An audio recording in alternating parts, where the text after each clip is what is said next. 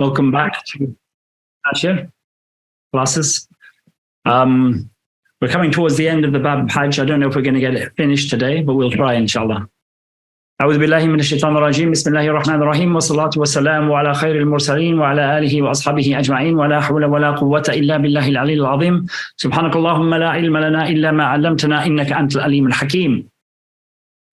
So for those who weren't here last week, we've been going through the chapter on Hajj. We've been going through a step-by-step detailed guide that Ibn Ashir is giving to people who are coming from Morocco. So he first mentioned the miqat that they arrive at, then he mentioned them going into ihram. And I've just given a quick little map here to make it easier to see.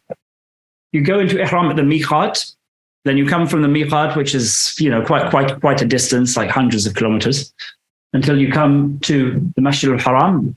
Then you do the tawaf, which we talked about last time, going around clockwise with hitting the black stone and so on and so forth. That we all covered last time.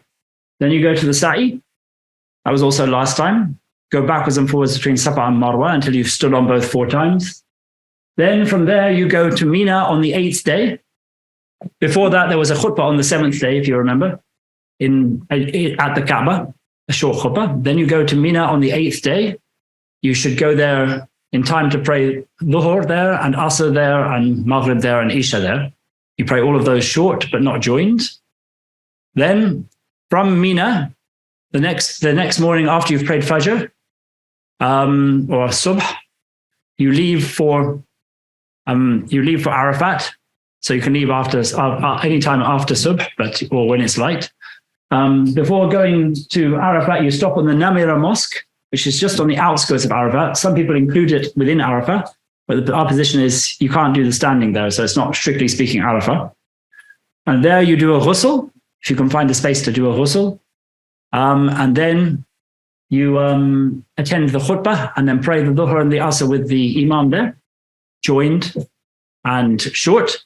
If there's too many people around the mosque, which often happens, then you go straight onto the Arafat plain, and you do your Dhuhr and Asr joined yourself, but short. Then you stay there the entire day until Maghrib. And you're spending most of your time standing, doing, facing the Qibla and doing lots of dua and lots of dhikr of Allah. That's what you do mainly on Arafat. You try to stand as much as you can.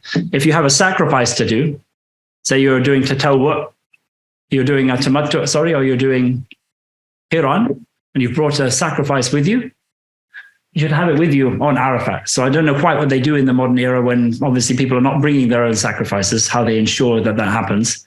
Maybe they just do all of the sacrifices now in Mecca rather than at Mina. Because one of the conditions for doing a sacrifice at Mina is that you have the sacrifice with you on Arafat. When you do the standing, your animal stands with you.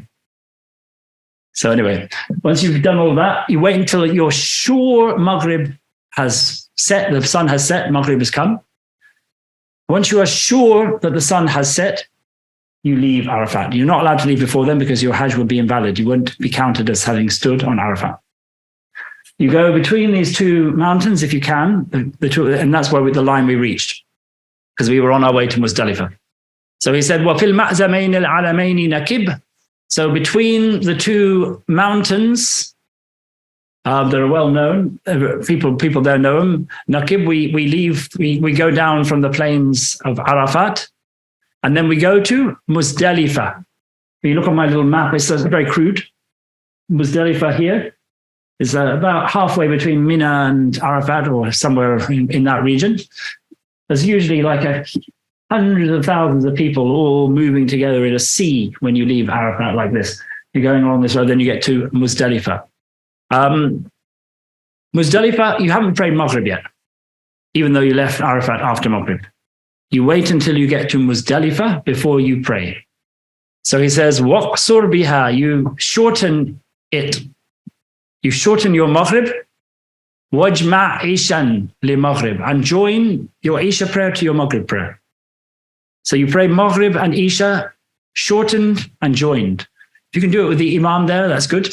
Obviously, if you don't get there in time for the prayer with an Imam, you do it yourself. You spend the night, but you have to at the least stop off at Mina. You can't just pass through, at Muzdalifah. You can't just pass through Muzdalifah. If you do that, you have to do a sacrifice. You have to stop at Muzdalifah in the night. Some people are in a hurry because of the crowds to get to the stoning so that they can do it early. So they, before all the crowds come. And so some people almost scarcely stop at Muzdalifah, but you have to really properly stop there. Then just shortly after Muzdalifah is what's called the Mash'ar al-Haram, where it's really on the outskirts of Muzdalifah. After you've prayed Fajr in Muzdalifah, you then go the short distance towards what's called the Mash'ar al-Haram, or the sacred landmark, and you stand there and do some dua until what's called Isfar, or before then. Isfar is when you can start to make out people's faces quite easily before the sun has risen, so it gets quite light. That's the last time. You're not meant to stop at the Mash'ar al-Haram after the time of Isfar. That's the end of the time of stopping there. So he says, Wahtut, put down your possessions, put down your things that you're planning to stay the night with. Wabit biha, and spend the night there at Muzdalifah. Wa ahyi laylatak. So he says spending the night there doesn't mean that you're sleeping necessarily.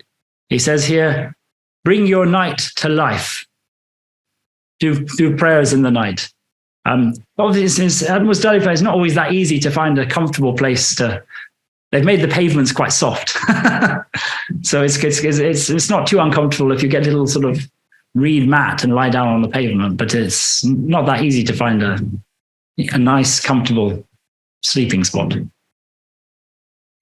وَصَلِّ subhak, pray your subh there in Muzdalifah. وَغَلِّسْ رِحْلَتَك, and leave while it's still dark.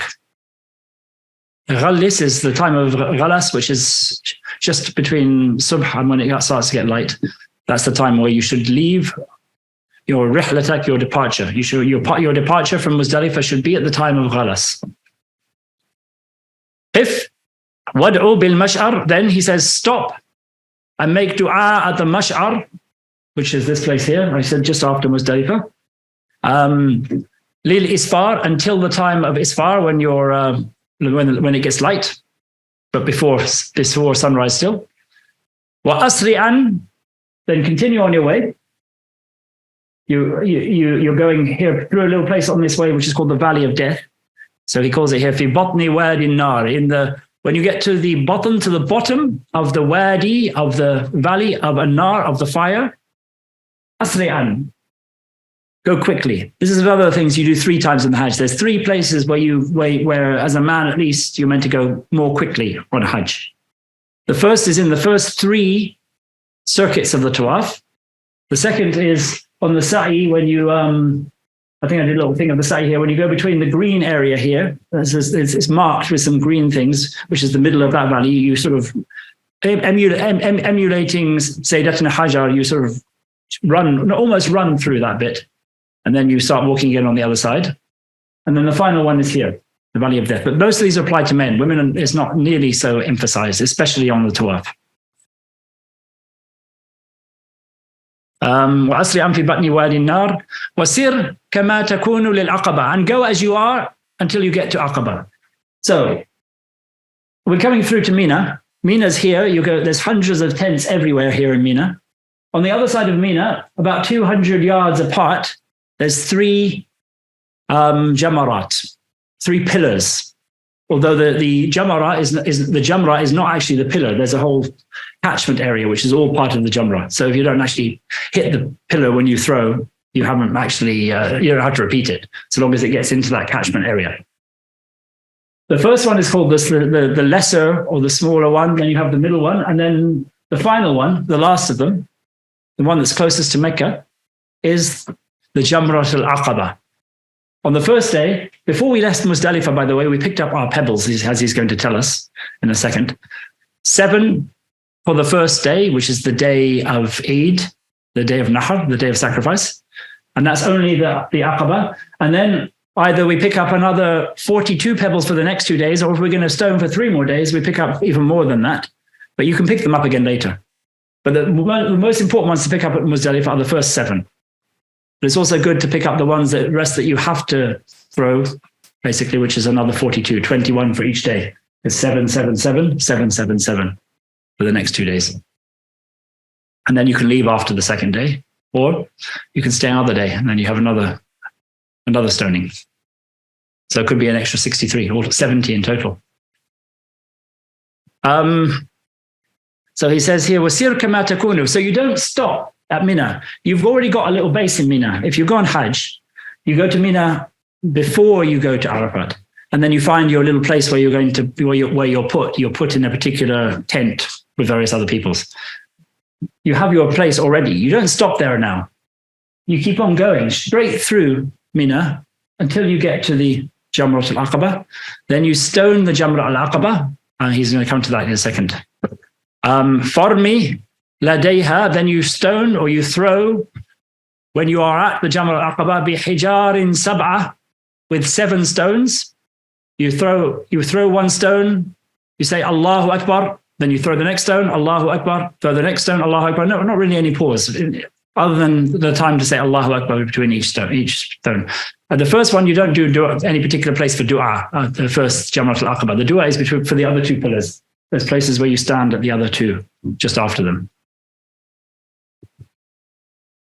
So, min asfal tusaqu min Muzdalifah. So he says here, you throw 7 stones from below. So there's above on this side, and then there's below, which is this side. And you're meant to throw from the lower side rather than the upper side when you throw the Jamrat of Aqaba. And he says here, tusaqu min Muzdalifah. These stones should have been picked up at Muzdalifah. Kalful, they are about the size of a baked bean. Something like that. They're not huge. They're not going to hurt people if you miss and hit people with them. Or they also describe them as a little bit bigger than a date pit. So you're not picking up rocks to throw here. It's not about trying to destroy this pillar. Wanhar hadyan in bi Arafah. Then you do your sacrifice if you have to do a sacrifice.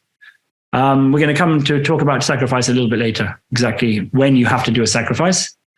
But there's also what's called voluntary sacrifice. Some people like to do a sacrifice anyway, just in case something went wrong on their Hajj.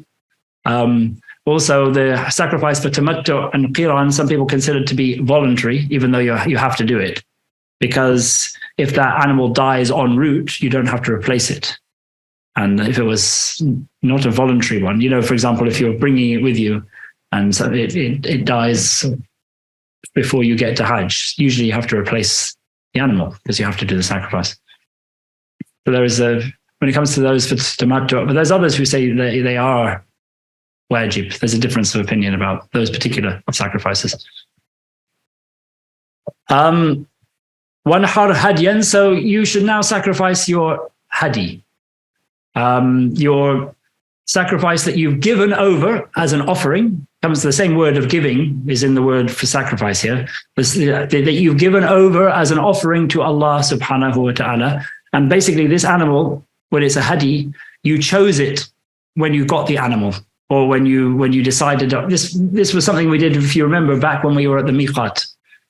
We already marked this animal as being an animal for sacrifice. And we remember with camels, that involved putting a garland of flowers or plants around its neck and making a mark in a tiny incision in the side of its hump, and putting on a robe over the camel and various other things like that. But with the sheep, it's just saying this is now an animal for sacrifice. The best type of sacrifice with this type of sacrifice is the opposite, by the way, of the Eid sacrifice. The Eid sacrifice, you go for quality over quantity. So for us, the best Eid sacrifice is the ram. The Messenger of Allah ﷺ sacrificed rams for the Eid sacrifice because they used to consider the quality of the meat to be superior for eating in terms of the ram. In the Hajj, you go for quantity over quality. So the best animal to sacrifice is the camel, followed by the cow, followed by the sheep. So if you can afford a camel, you should get the camel. If you can't have the means to get the camel, then you go for the cow. If you haven't got the means to go for the cow, then you go for the sheep. Then you go for the goat, like that. There's nothing less than a goat. If you can't find the means to get a sheep or a goat, then you have to fast 3 days on the Hajj and 7 after, 7 in the return. Some people say that return means to Mecca or returning home, because you return from Mina to Mecca.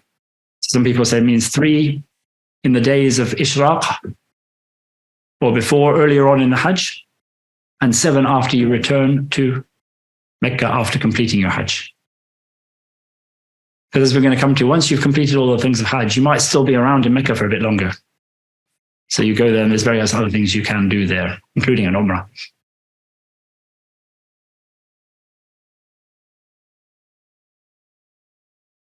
وَانْحَرْ هَدْيًا إِنْ بِعَرَفَةٍ, if that you say you sacrifice this animal at Mina, if it stood with you at Arafah. إِنْ بِعَرَفَةٍ أَوْقَفْتَهُ, if you stood it with you at Arafah. Then وَحْلُقْ, then if you're a man, it's best to shave your head.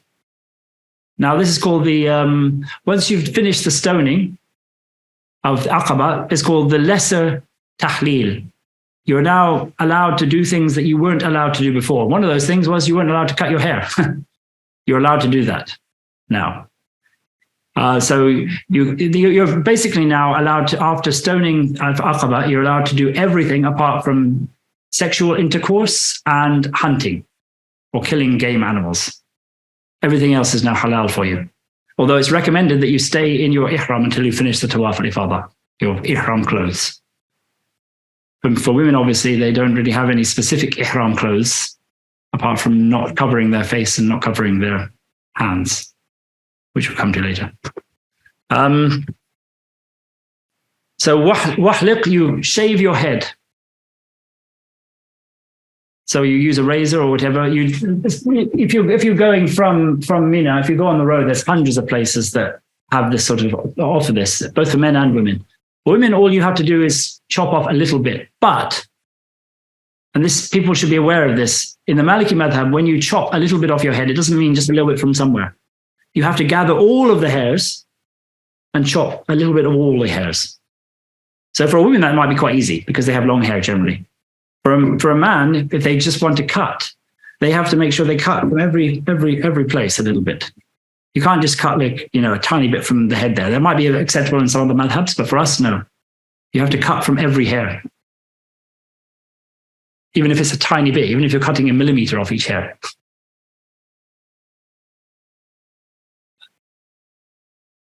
Wasir lil bayt. And now you head straight for the house of Allah. So this is going to be at some point on the day of sacrifice, because you have to do this stoning of the Jamrat al-Aqaba before Maghrib on that day. That's the time for it, up until Maghrib. The whole day up until Maghrib is the time for the stoning the Jamrat al-Aqaba. So you're going towards the house. It's recommended that you stop off on the way there. There's a particular place where people stop, and then you enter into the haram after Isha. You pray all 4 prayers in that particular place outside, and then you go in after Isha. But it's not a huge thing. It's like a recommendation rather than anything more than that. So we are now heading for what's called the Tawaf al-Ifadah. So he says here, وَسِرْ لِلْبَيْتِ فَطُفْ. So you do your tawaf, and this is the most important tawaf of the Hajj. This is the one that if you don't do this tawaf, you have no Hajj. Whereas if you miss out the first tawaf, which is also obligatory, you can make it up with this one. But if you don't do this Hajj, this tawaf, you've got no Hajj. You can do it later. You don't have to do it this particular day. You can do this tawaf a few days later, in fact. But it has to be done. This is called the Tawaf al-Ifadah. If you're doing tamattu', by the way, you would have put your ihram back on the 8th day when you went to Mina, and then you would have done all the same actions as everybody else. But if you're doing tamattu', that means that you haven't done sa'i for Hajj yet. Because you arrived in Mecca, if you're doing tamattu', you arrive in Mecca doing Umrah, you do your tawaf and your sa'i, then you leave your ihram because you finish your Umrah. And then you re-enter ihram for Hajj on the 8th day at Mina. So you haven't done a sa'i. So when you come to the tawaf al-ifadah, you have to do a sa'i after it. Everybody else, people who are doing khiran and people who are doing ifrad, they don't do any more sa'i. They did it before. The people who are doing tamattu and the people who arrived late to Hajj, but they didn't have enough time to do their tawaf early and went straight to Arafat, also have to do their sa'i now. Is that clear? وَسِرْ لِلْبَيْتِ فَطُفْ وَصَلِّ مِثْلَ ذَاكَ النَّعْدِ. So do your tawaf and pray your 2 rak'ats at the end of the tawaf to seal it properly. مِثْلَ ذَاكَ النَّعْدِ, in the same way that we described it before. There's no difference. The tawaf is, every obligatory tawaf is done in the same way. In fact, every tawaf is done in the same way. Although the 2 rak'ats are much more, you cannot do without them for an obligatory tawaf, whereas the other ones, it doesn't invalidate your tawaf. Warji', then, as soon as you've done all of that, go back as quickly as you can to Mina. So don't spend time outside of Mina. Spend all of your time in Mina, if you can. Don't hang around in Mecca to do prayers there, even though they're very valuable, as we know. In this particular circumstance, it's better to pray in Mina than it is to pray in Mecca. So as soon as you've done your tawaf al-ifadah, don't hang around in Mecca, go straight back. Because staying the night and most of your nights in Mina on those next 3 nights is vitally important. And if you don't do it, you owe a sacrifice. It's one of the obligations of Hajj. So warji', so this is now for the person who went straight to the stoning, then went straight to Mecca quickly, then did the tawaf al-ifadah, and then it's still daylight. He maybe hasn't prayed dhuhr yet. He says, you go back and pray dhuhr at Mina. Don't pray it in Mecca. So he says, warji' fasalli dhuhr fi Mina. Go back and pray dhuhr in Mina. Wabit. And then spend the night there. Then ithra zawali ghadahi irmi la tafut. Then the next day, when you do the second day's stoning of the jamarat, it's important to know that you're not allowed to do it before dhuhr. If you do it before dhuhr, it's not valid. So the time for the first day, when you're stoning the Jamra al-Aqaba, is the whole day. The time for the next 3 days is between dhuhr and maghrib. That's your time for stoning all 3. When you go back to stone all 3, you stone the one that's nearest to the Mosque of Mina first, the small one. Then you go to the middle one. Then you go to the big one, which is Jamra al-Aqaba. You throw 7 stones at the first. Then you stop afterwards, in the same way that you throw through the stones on the previous day, exactly the same. Then you stop and make a stand and do some dua. Then you go to the next one, throw 7 stones. Then afterwards stop and make some dua. And then go and do the aqaba, and then you go back to Mina. They have a whole sort of system now to stop people all going in the opposite directions. They have a one-way system, basically, where it brings you back to Mina. So if your camp is right here at Mina, very close to the stones, you have to go all the way around and all the way back around to get to it again. It's quite a long route. After the high noon of your next day, stone, la tafut, and do not miss out a single stone. If you miss out 1 stone, then you have to pay a penalty of a sacrifice. You have to do 7 stones. If you miss out a stone from the first one, and you realize later, you have to go back and throw that stone you missed out for the first one, and then do the 2 that came after it again as well, to make them up. So even if you threw all of the stones of the second one and the third one, if you missed out 1 from the first one, you have to redo them completely after you've redone the stone you missed from the first one. ثلاث جمرات بسبع حصيات. So you do the 3 jamarat with 7 stones each. لكل جمرة, for every jamra. وقف للدعوات, and stand there to do your da'wah. طويلا إثر الأولين, for a long time after the first 2. أخر عقبة, leave Aqaba until the last of the jamras. وَكُلَّ رَمْيٍ كَبِّرًا. And then say the takbir for every time you throw a stone. It's quite simple, really. So it's just have to, two things to remember. You throw 7 stones and you say Allahu Akbar after each stone. As I said, you don't actually have to hit the pillars. But also you should get close enough that you can get it into the catchment area, which is an area where all the stones drop into. You shouldn't be picking up your stones there, by the way, because the stones you pick up there, if you drop one, may well have been thrown by somebody else already. So if you want to throw stones, you pick them up. If you didn't get enough at Muzdalifah, you find them in Mina. There's plenty of pebbles everywhere. وَافْعَلْ كَذَاكَ ثالث النحر. Do the same thing on the 3rd day of Nahr. So the 3rd day of Eid for us, when we're not on Hajj, the 3rd day of sacrifice there. So the 1st day was Aqaba. The 2nd day was when you threw your stones at all 3. Now the 3rd day, you do exactly the same thing as the previous day. Again, after Dhuhr, or not, after high noon, I should say, because it doesn't matter when you've prayed Dhuhr. After high noon until Maghrib is your time slot that you have to do the throw. وَزِدْ إِنْ شِئْتَ رَابِعًا. And if you want to add a 4th day, you're welcome to do that. وَتَمَّ مَا قُصِدْ. And by that, what is intended of my explanation to you of what you do on your Hajj is complete. So there's a few other things that he mentions later that are sort of additional things, but they're not sort of obligatory parts of Hajj or any part of the Hajj that you have to rectify with a sacrifice. These are the obligations. If you want to leave after 2 days, you're allowed to leave after 2 extra days, after stoning the 3 twice, but you have to make sure that you leave before you get to Maghrib. Because once you're there, you're spending the night there. That's an important thing. So if you want to go after 2 days, don't just hang around there. If you want to finish. If you want to stay there, then you do what you need to do on the next day. So any questions about any of that? Because that's actually the end of his explanation of Hajj. Even though after this, there are a number of other things he mentions right at the end of this chapter, which is that you go to Mecca and you do an Umrah, if you haven't done an Umrah already, if you're there for long enough, by going out to Tanim. But he's going to go into that in more detail just after he goes into Ihram.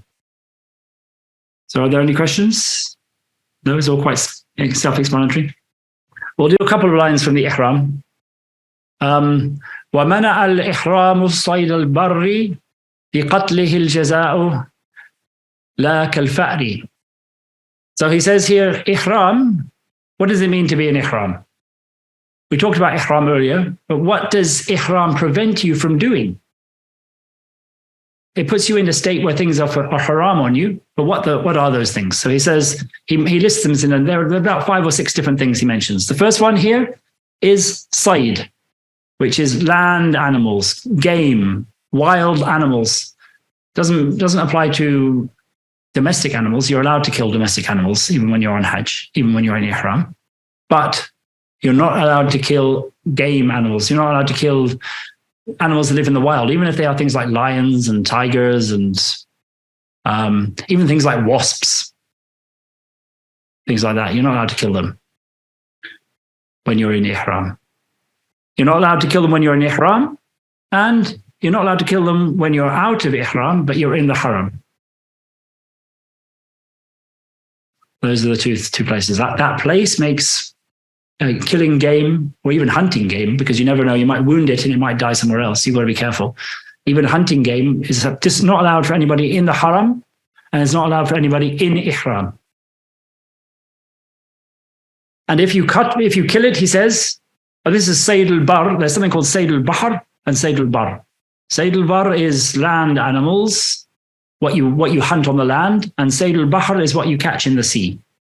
If you're in Ihram, you're allowed to catch fish from the sea, or from the rivers, or from the ponds, or from streams, or things like frogs, which live most of their life in water, or turtles, which live most of their life in water, and so on and so forth. Although I think the Hanafis consider turtles to be forbidden, because they classify them alongside the tortoise, which lives most of its life on land. But Imam Malik differentiated between the tortoise and the turtle.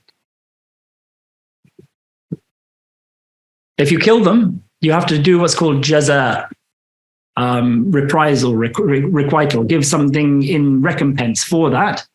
And when it comes to game, this is determined by two hakams.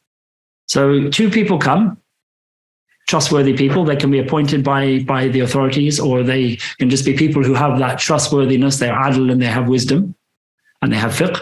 And a person decides which type of jaza he wants to do. So he has a choice between either getting an equivalent livestock to sacrifice, or he feeds people based on the value of the animal he killed, in the value in wheat, or he fasts based upon the value of the animal in wheat. We're fasting 1 day for each 2 muds of wheat that it is worth, okay? But that value is worked out by these 2 judges. He chooses which of these 3 he wants to do. And then the 2 judges say, okay, right, you've chosen to fast. Well, the value of the animal is 18 muds, for example, of wheat. That means you have to fast 9 days.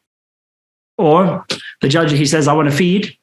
So the 2 judges work out the value of the animal. They say, okay, the value of this animal is 18 muds. You have to give 2 muds to 9 poor people.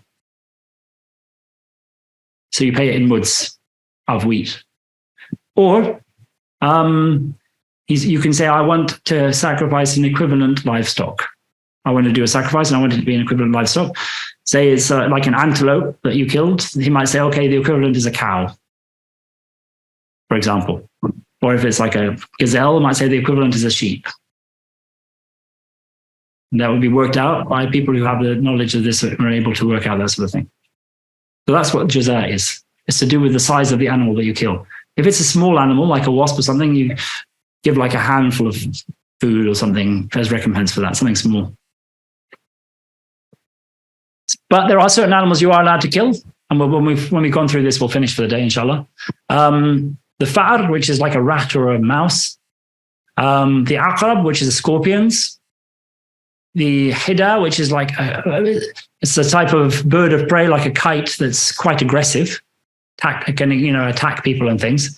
Other birds of prey you're not meant to kill unless they actually do attack you.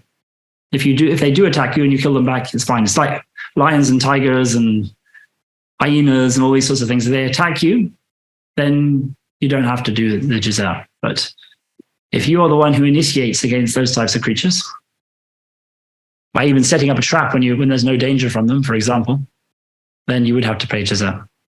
Then he says, kalbin aqur, so dogs, but here it means like a dog that's a rapacious, maybe it's a hungry dog that's somewhat aggressive. You're allowed to kill those creatures. Wahiyya and snakes, ma'al ghurab, which is crows or ravens or something, a bird of that size. Idh yajuru, when it is attacking, when it's sort of like, they are a type of bird that can get very, very bold. They can come and try and take your food and even peck at you and things like that. If they're doing that, it's fine to kill them. So those are the various list of creatures that, even though you are in ihram, if you kill them, there's no penalty to pay. Okay, well, we'll finish there, inshallah. We've probably got one more chapter of Hajj, and then we go on to Tasawwuf, inshallah. Any questions? All right. Assalamu alaikum. We'll finish with the salawat on the Prophet ﷺ. اللهم صل على سيدنا محمد عبدك ورسولك النبي الأمي وعلى آله وصحبه وسلم تسليما سبحان ربك رب العزة عما يصفون وسلام على المرسلين والحمد لله رب العالمين. Assalamu alaikum online as well.